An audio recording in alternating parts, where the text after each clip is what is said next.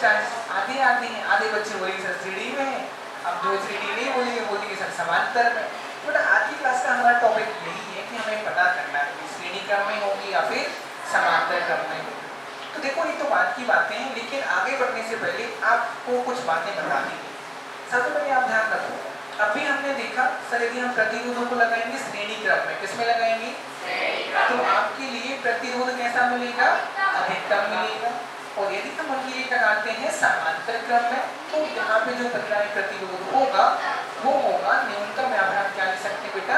Minimum लिख सकते हैं। ठीक है, तो अब हम स्टार्टिंग में क्या करेंगे, सबसे पहले पूर्वी 1 बाई 1 सबकी अच्छे से समझेंगे। श्रेणी क्रम में जोड़ेंगे तो क्या होगा क्या नहीं होगा, फिर बेटा परी समांतर क्रम में जोड़ेंगे तो क्या होगा क्या नहीं होगा, ये सारी बातें अपन लोग 1 बाई 1 डिस्कस करेंगे। फिर आखिर में अपन कंक्लूजन निकाल लेंगे कि सर श्रेणी क्रम बेहतर है या फिर समांतर क्रम बेहतर है। तो स्टार्ट करें। चलिए बेटा, सबसे पहले आप हमें एक बात बताइए, यदि आपके पास श्रेणी क्रम संयोजन है, कौन सा क्रम संयोजन है? सबसे पहले अपन श्रेणी के बारे में बात करेंगे। ठीक है, तो एक बात बताओ, क्या आप बता सकते हो कि यदि आपके पास कोई दो प्रतिरोध हैं और दोनों के दोनों प्रतिरोध आपकी लगी है श्रेणी क्रम में, किसमें लगी हुई है बेटा? तो क्या आप हमें बता सकते हो कि उसका परिणामी प्रतिरोध कितना होगा? आसानी से बता सकते हो, हाँ या ना? लेकिन आप एक बात बता सकते हैं कि सर यदि यहाँ पे आपके पास कोई 3 डिवाइसेस हैं, तीनों डिवाइस किसमें लगी है? श्रेणी क्रम में लगी है। किसमें लगी है? श्रेणी क्रम। चलो देख लेते हैं। मान लीजिए आपके पास एक बल्ब था, ओके, एक आपके पास टीवी जुड़ी थी, एक आपके पास कूलर जुड़ा, पर तीनों कौन सी क्रम में जुड़े हुए हैं? तीनों श्रेणी में जुड़े। ठीक है, अब उत्कर्ष यहाँ पे एक बात आप ध्यान देना, तीनों श्रेणी में जुड़े हैं। क्या हो, यदि अपन ने कल क्लास में देखा था, बल्ब होता है, बल्ब का क्या होता है? तंतु होता है, क्या बोलते थे उसकी अंग्रेजी में? वेरी गुड, फिलामेंट बोलते। तो सोचो सर यदि क्या हो यहाँ पे इसका फिलामेंट टूट जाए, बताओ यदि बल्ब का फिलामेंट टूट जाए या फिर बल्ब में कोई खराबी आ जाए, बल्ब काम करना बंद कर दे, तो बताओ क्या होगा? यदि आपने यहाँ से धारा जोड़ी थी तो क्या आपकी ये धारा आगे बढ़ पाएगी? यदि बल्ब टूट गया है, बल्ब क्या हो गया? बल्ब का तंतु टूट गया है, तो आप बताओ क्या बल्ब के आगे धारा जा पाएगी? बल्ब के आगे धारा नहीं जा पाएगी।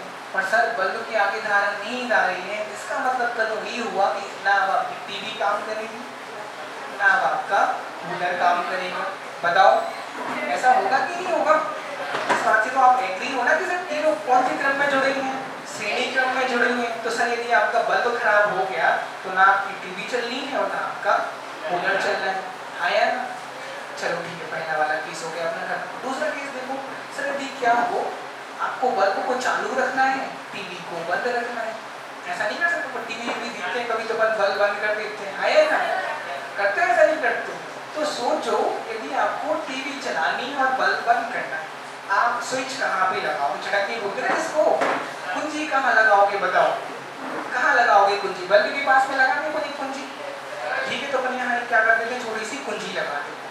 अब एक बात बताओ, यहाँ पे हमने कुंजी लगा दी और कुंजी ये चालू है, ठीक है, कुंजी चालू है आपकी, ओके। अब बताओ क्या होगा यदि हमें बल्ब बंद करना है, तो आप इसको बंद कर दोगे नहीं कर दो? अब बताओ तुमने बल्ब बंद किया, बल्ब बंद करने के साथ साथ यहाँ पे और क्या बंद हो जाएगा? तुम्हारी टीवी चालू रहेगी कि बंद हो जाएगी? ओके, तुम्हारा कूलर चालू रहेगा कि बंद हो जाएगा? इसका मतलब ये हुआ कि सर यदि हम इनके लिए श्रेणी क्रम में जोड़ते हैं तो यहाँ पे क्या होगा कि यदि हम एक को बंद करेंगे तो बाकी सारे बंद हो जाएंगे कि नहीं हो जाएंगे? बिल्कुल हो जाएंगे। जैसे तो दूसरा केस समझ लो, सर आप बोलो सर यहाँ पे लगा लो पर छोटा सा स्विच लगा दे यहाँ पे, ठीक है बेटा, बल्ब तो जलेगा। क्या बल्ब जलेगा स्विच बंद करने पे? नहीं जलेगा। बोलो क्यों? यदि यहाँ से आप परिपथ तोड़ देते हो तो क्या धारा आगे जा पाएगी? धारा आगे नहीं जा पाएगी। इसका मतलब कि आपकी पूरी डिवाइस क्या काम करना बंद कर देंगे नहीं कर देंगे? लेकिन क्या आपके घर में ऐसा होता है सर आपने बल्ब बंद किया और कूलर टीवी फ्रिज पंखा सभी बंद हो गए? ऐसा कभी होता है? नहीं होता है। चलो अगला टॉपिक समझे। तो एक बात बताओ, हम बात कर रहे हैं श्रेणी क्रम के बारे में। किसके बारे में बात कर रहे हैं? इसका मान लो प्रतिरोध R1 था, इसका कितना था? R2 था, इसका आपके पास R3 था। क्या आप हमें परिणामी प्रतिरोध बता सकते हो कितना होगा? ठीक है सर, RS बराबर R1 plus R2 plus R3। एक बात श्रेणी क्रम में लगाया है तो परिणामी प्रतिरोध अधिकतम होगा कि न्यूनतम होगा? और बच्चों आपको पता है यदि यहाँ पे आपका परिणामी प्रतिरोध अधिकतम हो गया तो धारा कैसी होगी? धारा कम जाएगी नहीं जाएगी? क्योंकि प्रतिरोध मतलब क्या होगा? रुकावट। और सर यदि रुकावट बढ़ जाएगी तो क्या धारा कम होगी कि नहीं होगी? ऑब्वियसली धारा बहुत कम हो जाएगी। तो क्या आप ऐसा चाहोगे अपने घर में कि सर धारा यदि आपके घर में आ भी गई है तो धारा के लिए आप बहुत सारी रुकावट इकट्ठी कर दो? क्या आप ऐसा चाहोगे? नहीं चाहेंगे। चलिए एक बात और समझते हैं बेटा, कल वो यहाँ पे हमने एक और चीज देखा था कि जब हम हमारे प्रतिरोधों को लगाते हैं श्रेणी क्रम में, किस क्रम में लगाते हैं? तो हमने देखा था सर जब हम इसमें अंतर लगाते थे तो यहाँ से कुछ कौन की धारा जाती थी? आई धारा जाती थी। R1 में से भी आई और R2 में से भी आई जाती थी। ओके, लेकिन एक बात बताओ, हमने देखा था सर R1 के सिरों पर विभवांतर अलग होता था और R2 के सिरों पर विभवांतर अलग होता था। आया? तो ऐसा तो नहीं होगा कि मान लीजिए आपके घर में जो धारा आती है उसका विभवांतर होता है 240 वोल्ट। कितना होता है प्यारे बच्चों? आगे चलिए सीखेंगे जब अपन लोग विद्युत धारा देखेंगे, इसी करंट देखेंगे तो हम देखेंगे 240 वोल्ट यहाँ पे अपने घर में सप्लाई होती है। लेकिन एक बात बताओ, यदि आपके घर में कोई 240 वोल्ट की सप्लाई हो भी नहीं होगी और आपने लगा दिया श्रेणी क्रम में, किस क्रम में लगा दिया? श्रेणी क्रम में।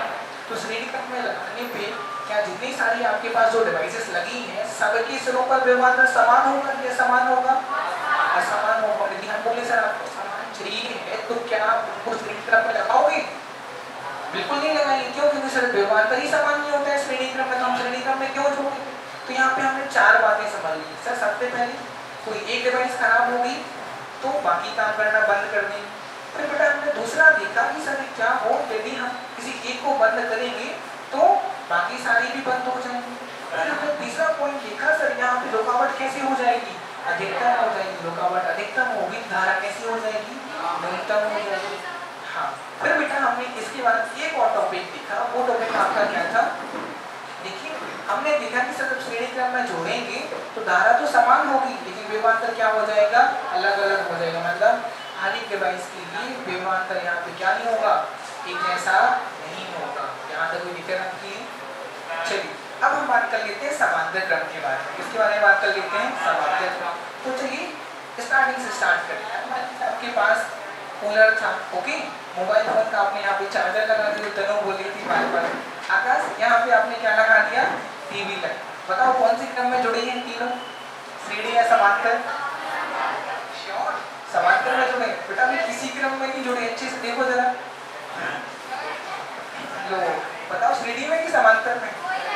किसी में नहीं है। अच्छा आप बताओ आप किस में? आप बता दो। हाँ वेरी गुड, अभी भी अभी भी नहीं जुड़े हैं। अब बता दो आप किस में जुड़े हैं? आप बता दीजिए। अब आपके जुड़े हुए हैं समांतर क्रम में। यस और नो?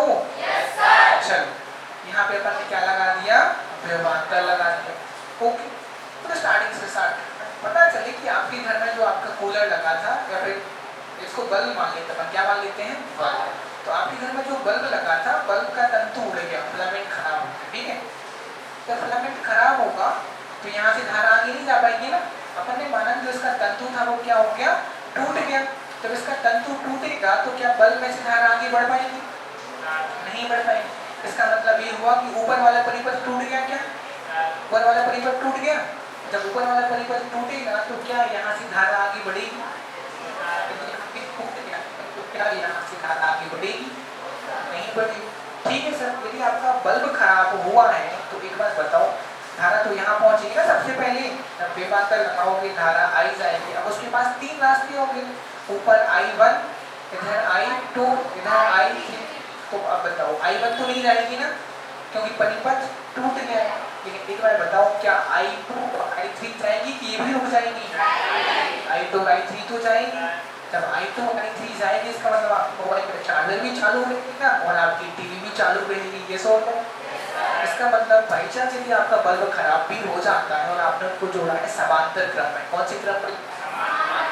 प्यारे बच्चों आप देखेंगे यदि आपकी एक डिवाइस खराब भी हो गई है तो आपकी डिवाइस चालू रहेगी कि बंद हो जाएगी? चालू रहेगी। बात समझ में आएगी? चलिए दूसरा केस समझते हैं। तो अपन ने श्रेणी क्रम में समझा था सर, एक को चालू रखना है, एक को बंद रखना है।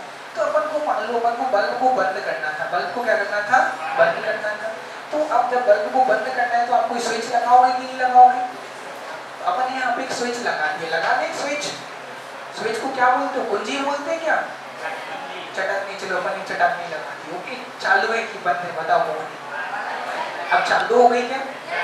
चलो अब बताओ, क्या हम एक ऐसा ही स्विच मोबाइल के चार्जर के लिए लगा सकते हैं?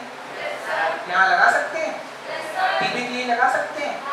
तो अभी यहाँ पे आप इस बात पे ध्यान दो, सर यहाँ पे हमने अलग स्विच लगा दिया और इसके लिए एक अलग स्विच लगा दिया। अब बताओ, यदि हमें बल्ब चालू रखना है और मोबाइल टीवी बंद रखनी है, तो बताओ क्या यदि मोबाइल का चार्जर और टीवी बंद होने पर, देखो दोनों बंद हैं, लेकिन क्या बल्ब चालू रहेगा कि बंद हो जाएगा? बल्ब चालू रहेगा। हमें सोच सर मोबाइल चार्जर बंद करके टीवी चालू कर, अब बताओ दो चालू है और एक बंद है, पूरा परिवार तो बंद नहीं हुआ। आपने श्रेणी क्रम में देखा ना सर, एक को बंद किया तो पूरा बंद हो गया था, सारा परिवार टूट गया था, मतलब धारा आगे नहीं बढ़ पा रही थी। समांतर में तो ऐसा नहीं हो रहा है। अगली बात समझिए, यदि हम बोले सर यहाँ पे आपने निकाली परिणामी प्रतिरोध, क्या निकाली बेटा? परिणामी प्रतिरोध। यहाँ पे माना इसका R1 था, इसका कितना था? R2, इसका कितना था? R3। परिणामी बना दो 1/P बराबर 1/।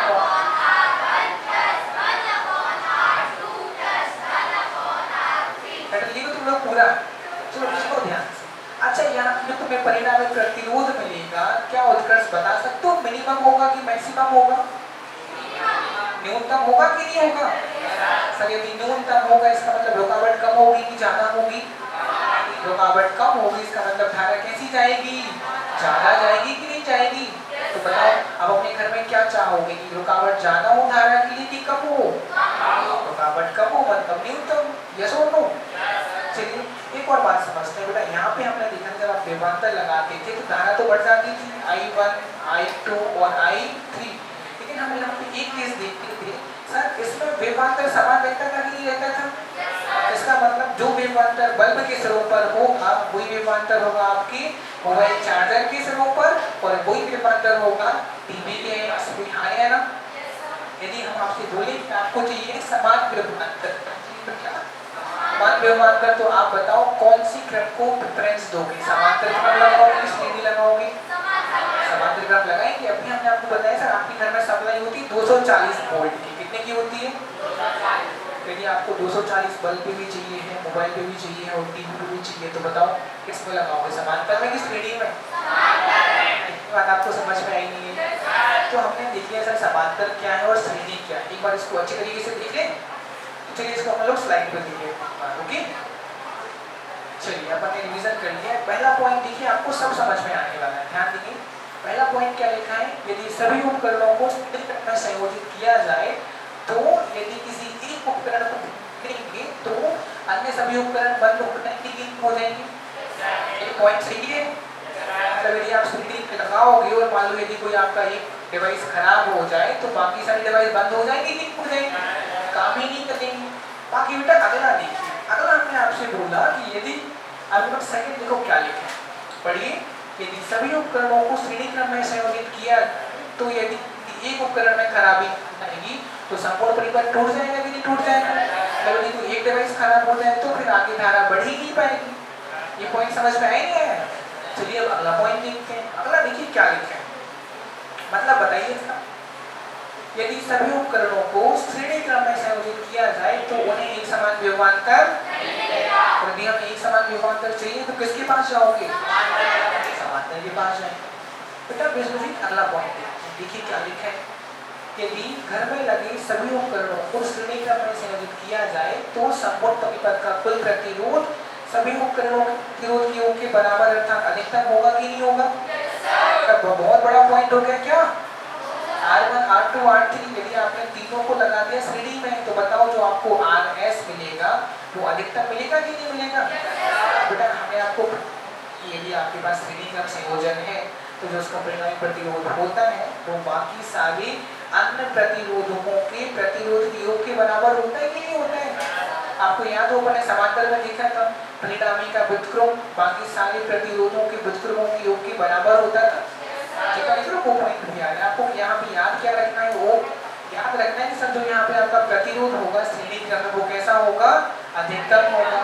और क्या आप अधिकतम प्रतिरोध चाहोगे कि आपका प्रतिरोध अधिकतम हो? नहीं चाहे। चलिए बेटा, अब हम देख लेते हैं समांतर क्रम संयोजन। क्या देख लेते हैं? समांतर।